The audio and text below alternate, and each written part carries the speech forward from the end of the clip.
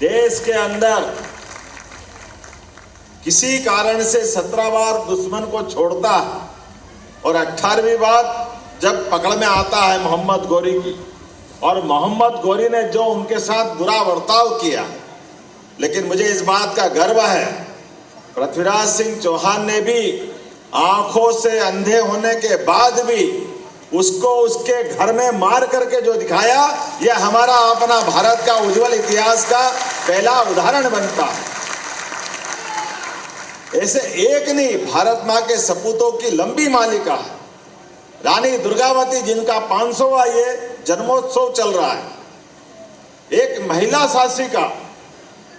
अकबर, बाज बहादुर, मुगल, पठान, जिससे चाहो लड़ने के लिए तैयार, और एक बार नहीं, 2 बार नहीं, 3 बार नहीं, 50 युद्ध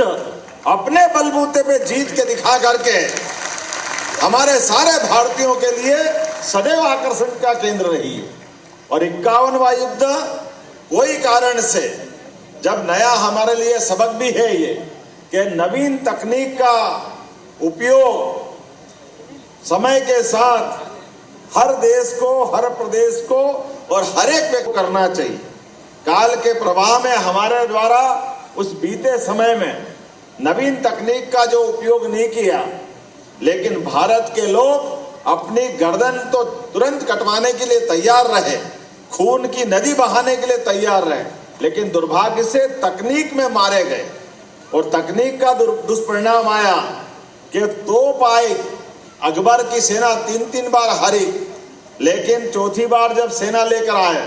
तो तोप लेकर के आए, और तोप के प्रयोग से जब पहला युद्ध दिन में लड़ते लड़ते रानी दुर्गावती अपना युद्ध तो निकाल के ले गई,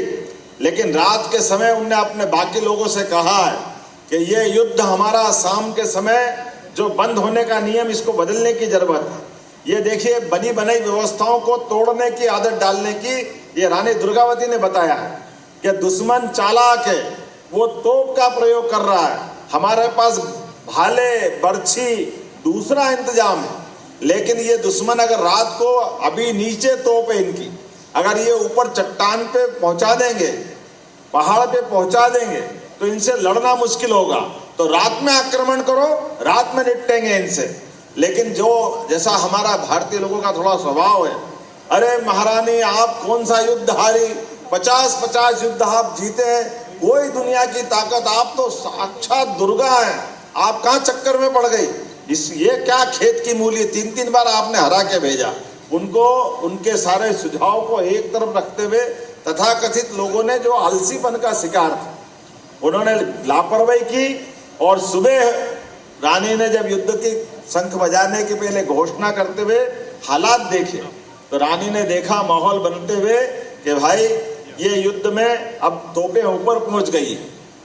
युद्ध का परिणाम क्या होगा रानी ने पहले आकलन कर लिया। और आकलन करने के बाद उनने अपने सारे सेना नायकों से कहा कि आप युद्ध ऐसे ऐसे लड़िए, और साथ में अंगरक्षक से कहा कि याद रखना ये दुर्गावती है, जीते जी इस युद्ध में लड़ती रहेगी, और किसी कारण से मेरे शरीर के साथ अगर कोई युद्ध की ऐसी स्थिति बनती है कि मैं घायल हो जाऊं, तो याद रखना ये कटार दे रही हूं, ये कटार से मेरा प्राणांत कर देना, मेरे को जीते जी कोई पकड़ नहीं पाए, मैं अपने इस शरीर को, परमात्मा का शरीर है, वीर गति को प्राप्त हो जाऊंगी, लेकिन दुश्मन के हाथ में नहीं पकड़ूंगी।